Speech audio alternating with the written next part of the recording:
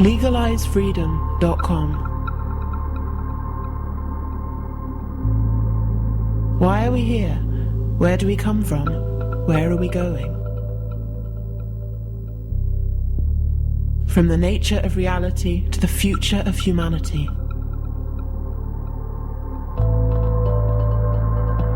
Beyond politics, poverty and war. LegalizeFreedom.com.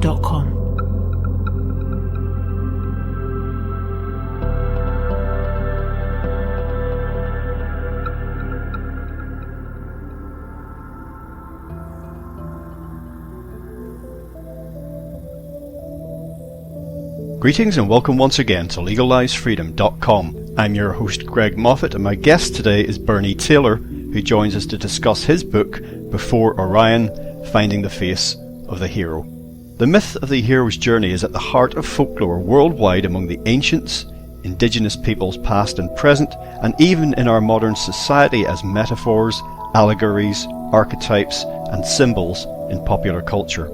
Before Orion explores a deeper root for this myth by looking at how hunter-gatherers viewed themselves within the natural and spiritual worlds. Taylor proposes that select cave paintings are fundamental pieces in the human journey to self-realization, the foundation of written language, and a record of biological knowledge that irrevocably impacted some of the artistic styles, religious practices, and stories that are still with us today. He addresses a profound elephant in the room by opening up uncharted places in our history, exploring ideas unacceptable to mainstream archaeology and anthropology. Although we have largely lost our fundamental connections to nature, our past, each other, and even ourselves, essentially we are the same as our ancient ancestors. Far from being redundant relics of a bygone age, their stories are vitally important in understanding who we are, where we come from, and where we are going. Hello Bernie, first of all thank you so much for joining us today on LegalizeFreedom.com. We're going to be discussing your work and research, which is largely condensed in your book Before Orion, Finding the Face of the Hero. Before we dive into that, just tell listeners a little bit about your background and your work in general. This was not a first book. There was a book prior to this one and a lot of research and journal articles and things like that. And the book prior to this one was titled Biological Time, which explored how plants and animals are timed and how indigenous peoples and the ancients calendared their lives to be able to harvest and hunt the animals and the plants. So I started off in chronobiology or biological clocks. I was interested in animals. I was not interested in humanity and Joseph Campbell's Hero's Journey or Carl Jung or ancient archaeology, any of these sort of things. I was interested in how animals find their way in time and space. I live in the Pacific Northwest of the United States where we have salmon. And my interest at that time was, well, salmon run earlier or later from one year to the next, and no one actually figured out how that works. And I explored the concept, and I came up with a timing mechanism that I could tell you the events of the salmon from spawning to immigration into the river within a day or two, whereas previously it was within a month or two.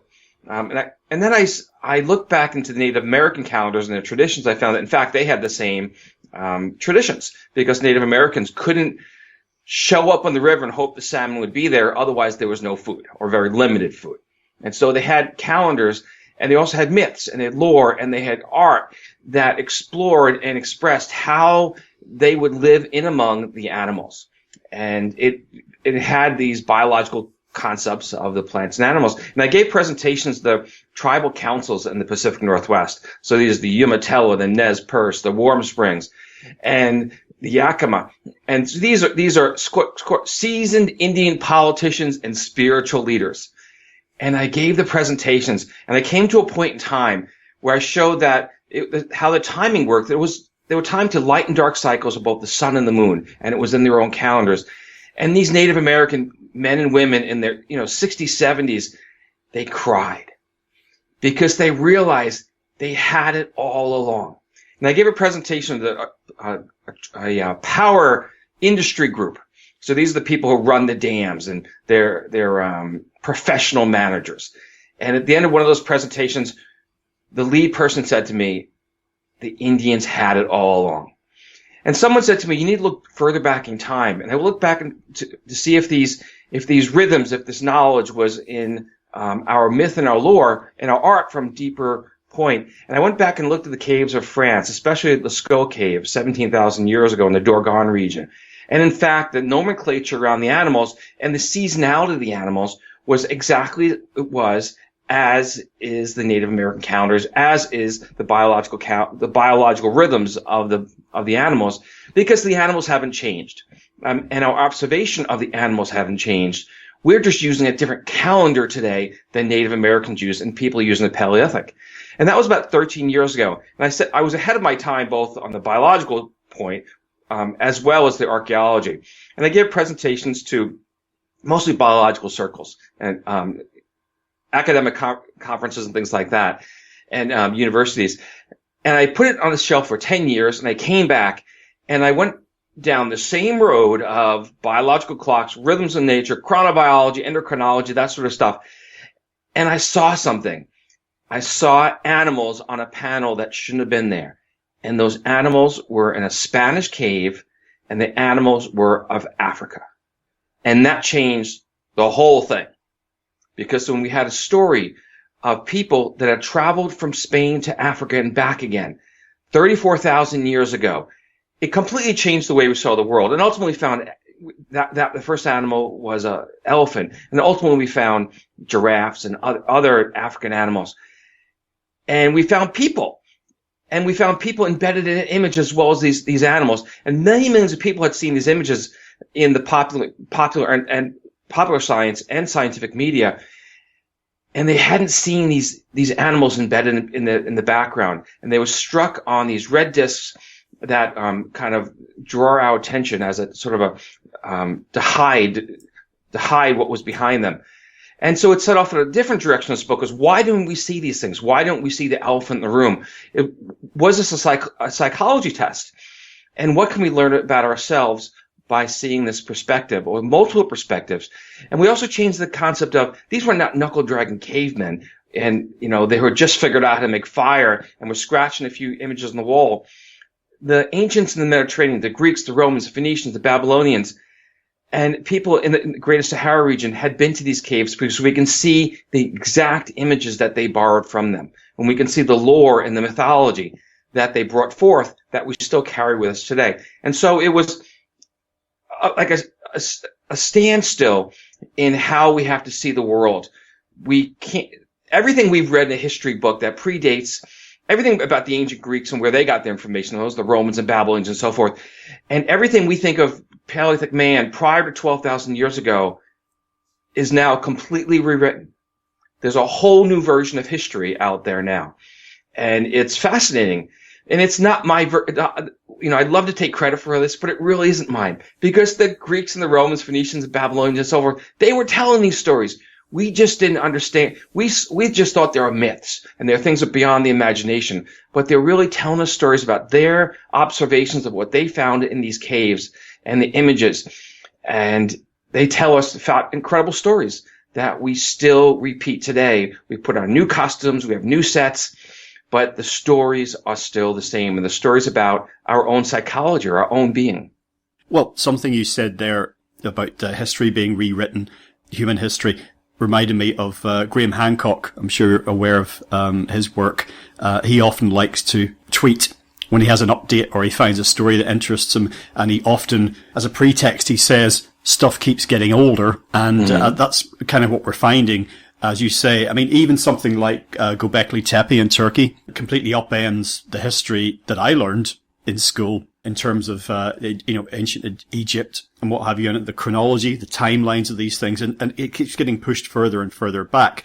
One thing I want to ask you about is, you touched upon this in a presentation, one of your presentations that I saw, and that was, where did your personal interest in this come from? I know you told the story about your first book and how that developed, but as I understand it, your professional life isn't directly related to this. It's something you've picked up on in your own time, as it were. Exactly. So I'm in the business world, and how it came about was I was always a naturalist. I was a kid, I collected insects, and I had a so-called bug collection. I remember one time I was in Florida and I found this 3-horned beetle. and I put it in a paper bag under the seat in the car. And of course, it used the horns to break open the bag. Okay. And in the nighttime as we're driving the family, the beetles flying around and my sisters are screaming. And so I grew up in as sort of a naturalist. I hunted, and I actually fished when I was young, and I hunted later in life. I moved out to Oregon, and I spent a lot of time in the woods, and I spent a lot of time among Native Americans. And that's everybody who spends time with Native Americans changes their worldview. And it's pivotal because Native Americans don't think with their head. They think with their hearts. Native Americans don't look to a book for the answer. Native Americans spend weeks out in what we would call the wild, but the natural world. I encountered one Native American who is, we'll call him a true shaman, because he can count his lineage back, 150, 200 years. And this person, knew the night sky like any professional astronomer, except for one difference, is that when he would go out every morning, early in the morning before the sun rose, he'd go out and look at the stars. And based on what stars appeared on the horizon for the night before, or the heliacal rising, he would then start timing to some sort of event or some sort of ceremony. He had some sort of story that related to that star. I showed him a star wheel, which you can spin around the year. You can see every day which stars arise. He had no concept of that. So he had no concept that those stars were below the horizon. In his religion, which he believed, that had gone back for hundreds of years as far as he could tell, and he can name off the people, the great Almighty, the great mystery, was giving him those stars. And the stars were a message. And then in his religion, the shaman was out there pre-dawn to look for the messages from the great Almighty. And so when you listen to a person like that, and you compare that to our world today, or what we think of today in science, it changes where we came from. Because it puts us back into this Paleolithic mind that are still our own. It puts us into this concept that these are people that feel with their hearts, and they sense with their stomachs. They listen to the wind, and the mountains are spirits, and the clouds are real. If there's a horse in the cloud, it's really a horse in that cloud. And so that's an animist mind. And then that animist mind predates everything that we can think of in modern times among Western civilization, but is the mind that we come from. It's the mind before shamanism. Shamanism is a branch of animism. It's the mind long before Christianity and Islam and the other Judaic religions. It's a mind that goes back to our very root. Native Americans are animists, such that people in Paleolithic times, in the Great Ice Age caves of Europe, tens of thousands of years ago, were all animists. And so Native Americans keep that same tradition. And so we can look at the Native Americans and learn about ourselves from our distant past. And we can also start putting together the pieces of our history. And there's nothing that was actually lost. It's still in us. It's not just within the Native American traditions, but it's in psychological elements, archetypal symbols that we still carry us through in myth and lore. And we think of, we think we're above and beyond the animals, but we still relate to each other as animals. We might say someone is fast as a cheetah, strong as an ox, wise as an owl, or the person's a bull in a china shop. And that is exactly how Native Americans told their stories. And that's exactly how the images are connected to in the Paleolithic caves to human beings that tell these same sort of stories, that we are not above the animals. We are one with the animals, and we can learn from them. And so it takes us back to who we are. So I've come out as sort of the alternative to the alternative among history, both from the mainstream and the so-called fringe groups. I'm out there among, Native Americans get it. I'm on a different path in the world at the moment. Well, I think that, for better or worse, our technology, for example, over the centuries and millennia has advanced much, much quicker than we have evolved. Some people would say that we barely evolved at all since the sort of time periods that you're talking about. And this is one of the things that makes us so remarkable, is this technological advance, but it's also one of the things that causes us difficulties as we kind of struggle with the tension between the world that we live in now and our sort of innate selves and the relationship that we've lost with nature and the rest of the world around us. But whatever the origins of humanity are, it seems that we've always been trying to make sense of the world around us.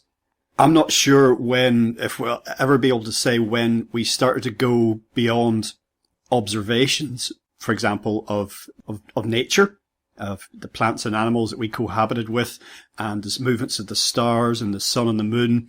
When we went beyond just using that as ways to understand the environment so we could survive, and when it started to become something more than that to us, it started to, these symbols and concepts and myths and characters started to make our lives richer and become more than just survival, possibly predates language. So you're right. We have better toys today, without any question.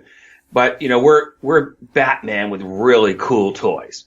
But the bat is still within us, that animist that we can't escape from. Now, going back to the question of language and evolution and so on, and I have a different chronology in the book, and how I go back to chimpanzees. Chimpanzees naturally have gestures in the wild, as well as bonobos. 30 to 40 gestures they communicate within their own troop. There was a chimpanzee called Washoe who learned more than 300 gestures in American Sign Language and went to teach her own adopted son American Sign Language. So I think that before we had language, we had gestures. And the gestures started with fundamentally body gestures, then moved to some sort of hand sign language. And we probably had sign language. So if we had it with chimpanzees, you can go through all the people, all the homos throughout time that had some sort of gesture language. And with a gesture language, you can then communicate with people who don't actually understand your language, as long as you have common gestures. And around the world, we do have structured sign languages, but there's actually similar gestures, to say hello, to eat, to say goodbye, to cry, and so forth. And so there's common gestures. And I believe that early gestures were actually of animals. And so, in fact, my book, I show about 20 gestures that are described, I propose are described in the Paleolithic caves, that describe the animals, but also describe the biological event of the animals, which is very important. So Native Americans, for example, they didn't say, I'm going to meet you tomorrow. They said, I will meet you when the foals drop from the mares, or when at the time to hunt the bison. Okay. And so I believe that Paleolithic caves, there's thousands of these hand stencils, positive and negative, and I believe most of them are actually hand gestures. And I'm not the first one to propose that André Leroi-Gourhan, a French, he was an anthropologist, we'll say. He looked at the relationship between the same type, he sequenced the number of gestures, the similar types, and he, in some caves, and he sequenced the number of the appearance of animals such as bison and horses in caves, and he showed that the most number of gestures equals what's called type A, and he said this likely equals the most number of animals, which would be type A among either the dependent part of Spain, which would be the bison or the mare or the horse. And so this concept of gesturing, that these hand stencils are gestures, predates my work. But what I'm saying, though, that the gestures are not just describing the physical form of the animal, so the antlers up for, let's say, a deer, or the horns forward for a bison, and of course no horns for a horse, therefore your hand would actually be down. But they actually describe biological events, and in these caves they show tabulations of so let's say nomenclature under these hand stencils and under animals. And that goes back to my biological clockwork and chronobiology and the calendars, that a lot of these images are actually calendars. They didn't show a pregnant mare next to a mare that's not pregnant. If there's a panel with a bunch of pregnant with mares, they're all pregnant or they're not. Or there'll be another area where the foals will be running. If there's a panel where there's a deer stag with antlers, then the animals next to it would be a megaloceros with antlers. It's not a megaloceros that has already shed its antlers or a spring or early summer megaloceros. And so these panels are all time sequenced, and they're telling a story of where that person is in that time and place. So these artists probably went to many caves, and for each place that they hunted and gathered, they had the animals that were depicted in that world, and each place they had a story about them, and the stories told them how they were supposed to interact with the plants and the animals, so that they gave them respect. And that's very similar to how the Native Americans did it. Before the Native Americans arrived, the animals interacted and talked with each other. Native Americans arrived, there's a mix between the two, and then ultimately they don't speak with the animals, but they give reverence to the animals, so that they kill an elk. They thank the elk for giving itself to the Native Americans. And so I believe that's an animist mind. And I believe these cave artists were very similar. Because there's a very interesting thing they have in this gallery of discs, which is one of the main images I use in the book, is most of the animals depicted are females. And most of the animals are accompanied by a juvenile of the same species. And in every case that we have the mother and the juvenile, the mother is protecting the juvenile. And so we have an Iberian lynx, and the kitten pushes against its chin. We have a bunch of cheetahs, and the mother is hiding them in an outcrop. We have a giraffe, an African giraffe, and she uses her molten pattern neck to hide the juvenile whose head comes just in and above her chin. And so we're talking about people that didn't see animals as wild animals. They saw them as fellow beings that they could actually learn from, as we could learn from the other animals in our world today. And that's, of course, the mission of Jane Goodall, that by being better to animals, the other animal beings, it makes us better humans ourselves. And I believe that's one of the many messages that are given in these Paleolithic caves. And it's not a new way of seeing the world. It's a very old way of seeing the world that we are now coming back into it in our modern time. Yes, well, we'll talk about implications and possibilities of where we find ourselves now and in the future in relation to all of this in due course. Just to put something directly to you about the gallery of discs you were referring to, again, that your book Before Orion bases itself around to quite a great extent. I think this is the El Castillo cave. I don't know if I'm pronouncing that correctly. In Spain. A couple of points. The interpretations of the cave art there, are they your own personal interpretations? Second, the shapes, the characters and the figures, the animals that emerge from the rock there, are they, as in some cases, they just happen to be part of the rock formations, but people have envisioned these creatures and characters in there, or is there any degree of carving or manipulation going on there? And thirdly, if you don't mind me putting three questions in one. Sure. Why was that particular cave and the story that you see told there so particularly important? Absolutely important. Okay, that's a few big questions. So first one is technique. We'll start there. And this is a limestone panel, and I have some other panels in the book. The Gorham's etching is one of them. And there's other ones that I don't have in the book because I couldn't get the rights to these images, but they're very similar in their theme and the technique. So this is a limestone panel. And what the artist did was he first took off the organic matter and the mineral matter, but he left some of the mineral matter there to create parts of the body of these animals and humans. And then he uses red discs to create other parts of the bodies. And then he takes, he engraves in the limestone. So limestone is about as hard as your fingernail. He engraves lines within the limestone in the same way that you would make lines along a beach. You take a stick and kind of make lines. And if you could, on the beach, if you drew lines in the sand, you could draw overlapping characters on each other, and perhaps you could draw a seal on the beach in the sand, and you could use that same fin for a dolphin as a concept, right? Because the seal, they're similar looking fins, okay? You could take the eyes of the seal, and you could make that the eyes of a whale, okay? Just moving from a different direction.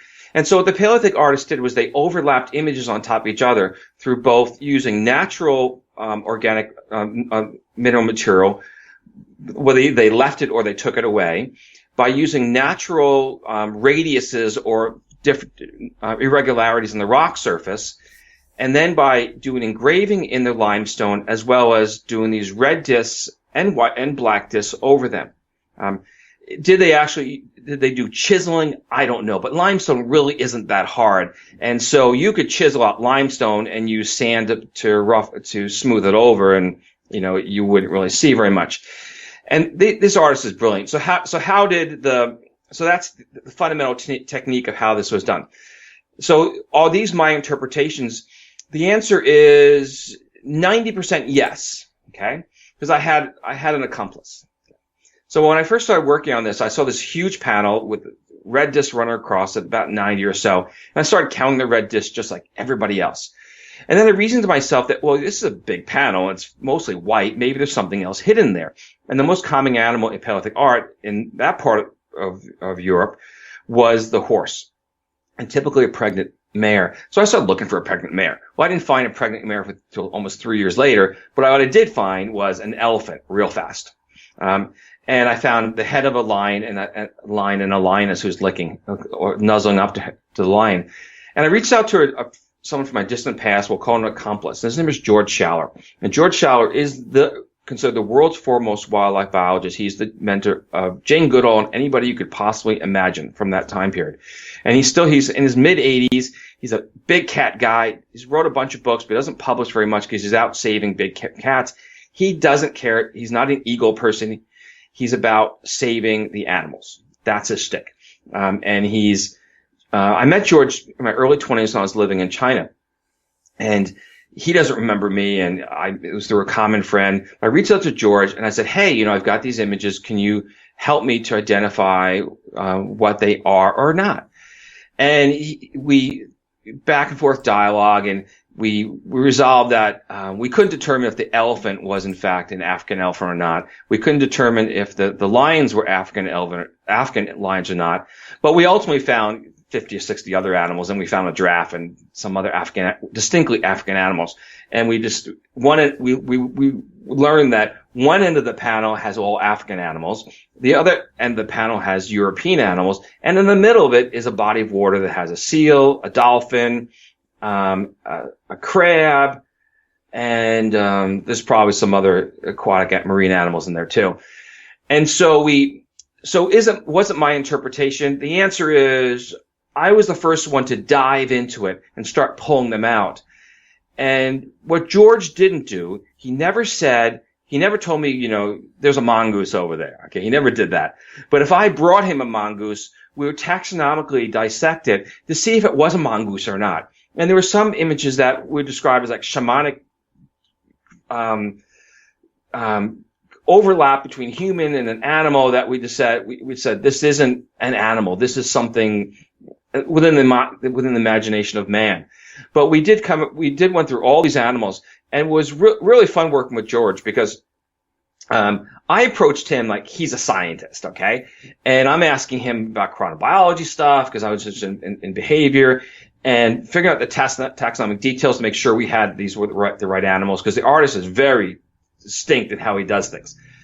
And George would come back to me because he was way beyond that. He said, "Okay, yeah, of course it's the mongoose," but he would say, that it was such a touching moment or empathetic moment between the lynx kitten who's pushing us up against the ruff or the mother, and he had seen such scenes among lions in Africa, but he hadn't seen them among lynx.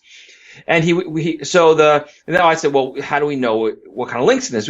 And then he said, okay, well, it's obvious because the ruff is much longer than a Eurasian lynx, and an African lynx, caracal, basically has no hair, very little hair.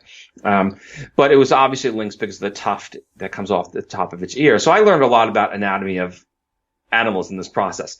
And then George would also say we would talk about because he also was an artist. He was drawing animals for his books.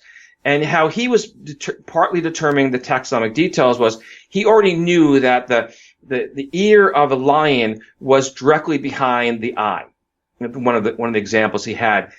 And so we went through this, and probably a year and a half, 2 years, and I dedicated the book to George, and not specifically for the work he did on the book, but the work he's done for animal conservation over his life.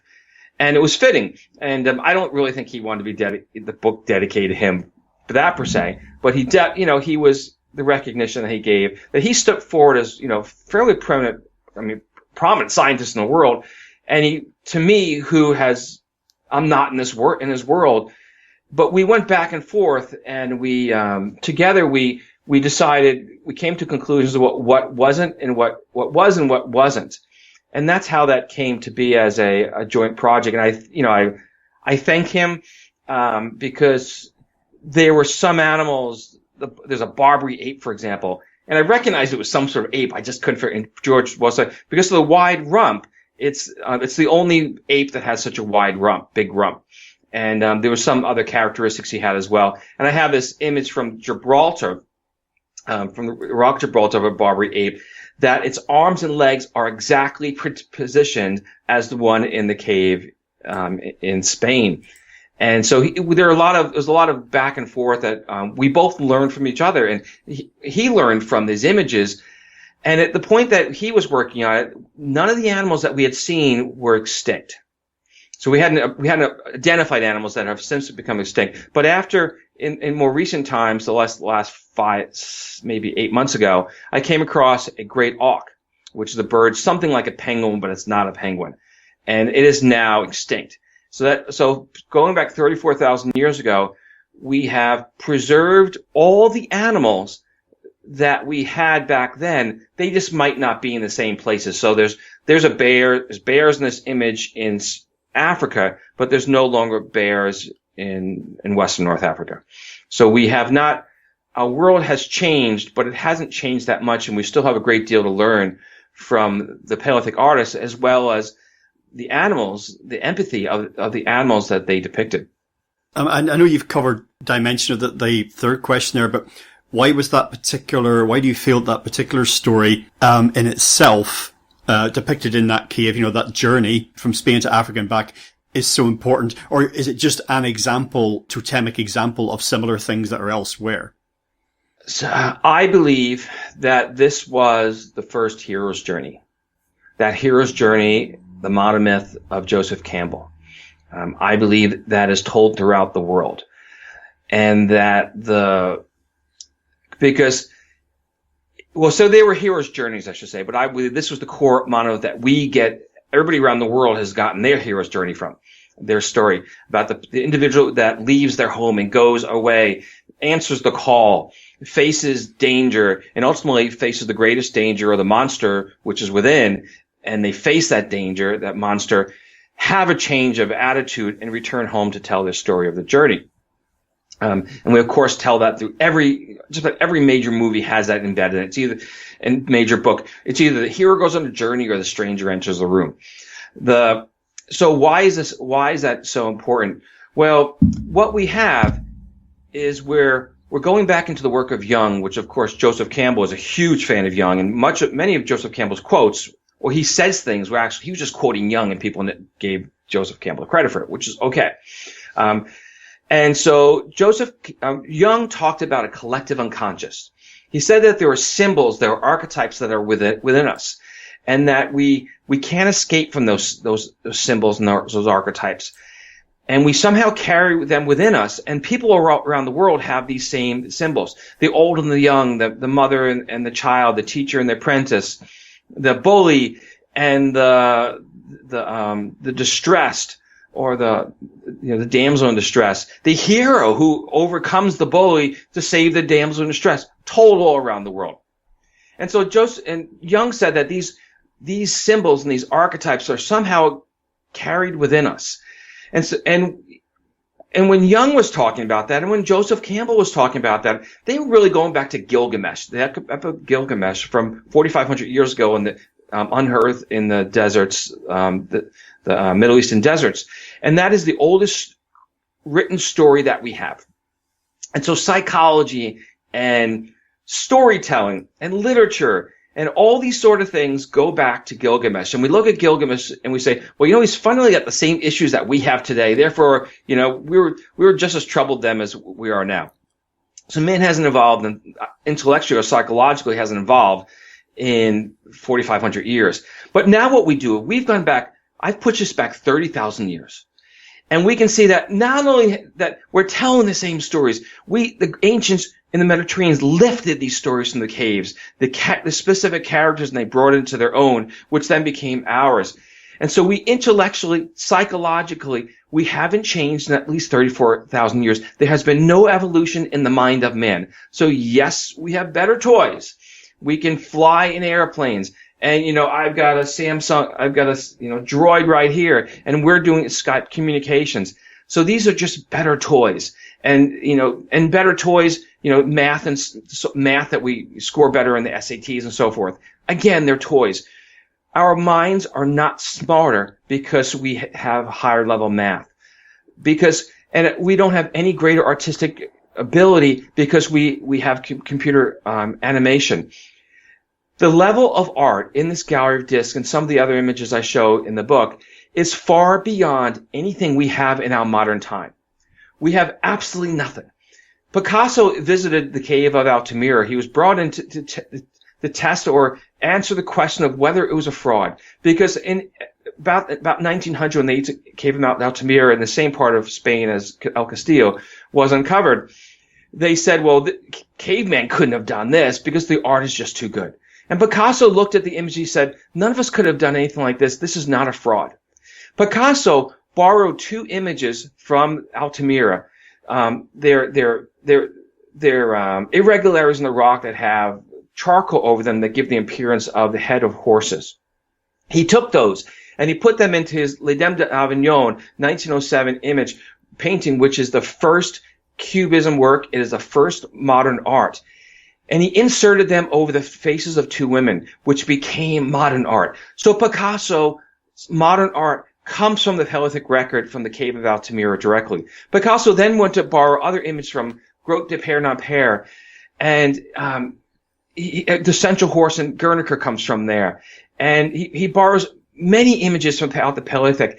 Modern art and using metaphor as symbolism and these animist characters that he carried forth is a Paleolithic form. It is not modern art. We have in Picasso's own words, I quote him now, we have invented nothing. And so it tells us that, people ask the question, well, how can we learn it? How can we know what our future is unless we know what our past was? Well, our past 34,000 years ago is no different from today, other than that we have better toys. And if it was no different 34,000 years ago, it probably wasn't 34,000 years ago that before that, or 200 years, 100,000 years before that, that we have had no significant change in our psychology, in our intellectual development, other than that we've done a better job of over-consuming and the resources, the natural resources of the world and pollution and so forth. But so we can learn about a great deal about ourselves in the same way that people have historically looked back to Gilgamesh as this story, this early story that tells us we're basically as, nutty now as we were then. Well, we can go back 34,000 years ago and we can see these stories that are still within us and these images that we still carry forth that are apparent throughout our worlds. And Cubism art, which is overlapping images, characters are on top of each other. Go to any movie theater, you will see that as you have the hero, holding, Luke Skywalker holds a lightsaber, and the damsel in distress is lower down next to him, and of course Darth Vader or whatever the villain is will be superimposed behind him. That is a Paleolithic art form that Picasso borrowed from the actual images. And so we, to the words of Picasso, we've invented nothing. It's ironic that many of us consider, for example, cave paintings, rock art, the symbols in there, the information contained therein, the stories later transmitted in signs or in language spoken or written, to be basically just ways of encoding information about the world, how to interpret it, how to understand it, what to do, what not to do.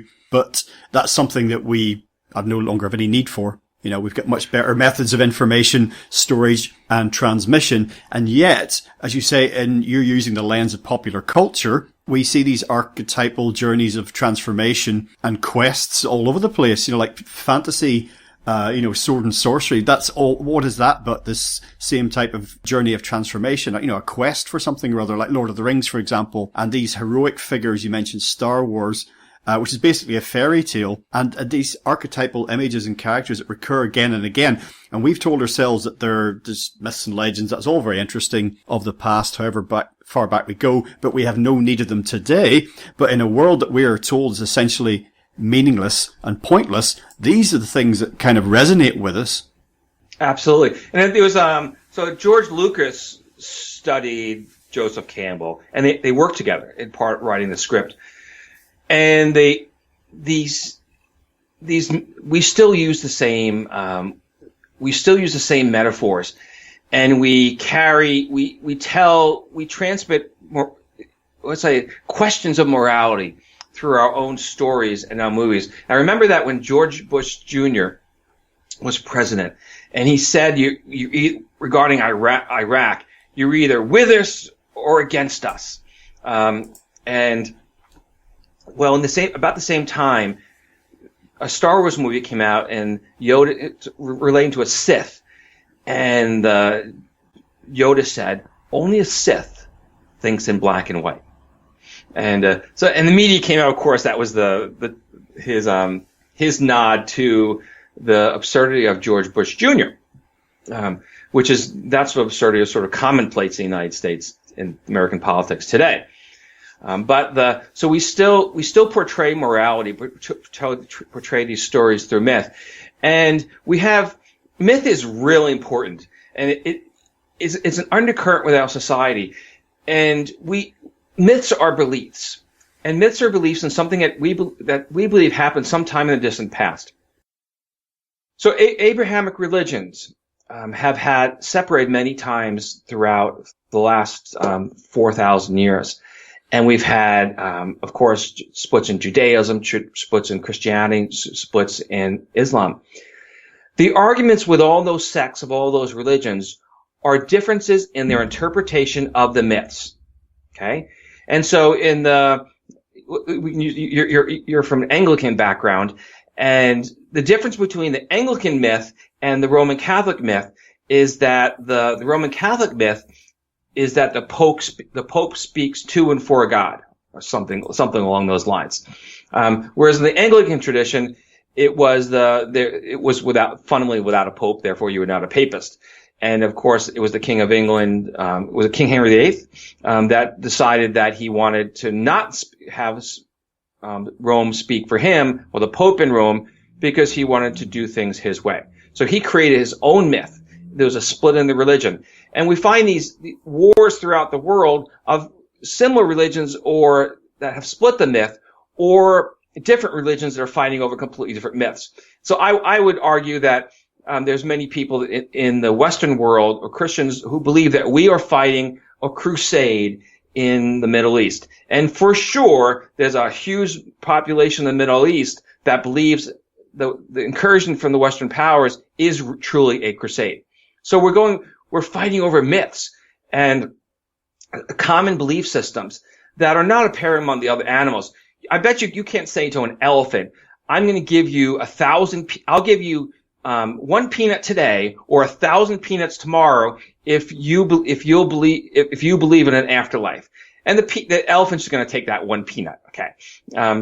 So we appear to be the only being among the animals that have this concept of myth and belief systems. And through this common belief in myth, it tears us apart, but it also brings us together. And in this Paleolithic image, we have a common myth from at least 34,000 years ago to, let's go, 17,000 years ago, that it was uninterrupted in the Paleolithic cave art. And then it was at least picked up again among the ancients, the Greeks, the Romans, and so forth. And we've had it since, so let's say, actually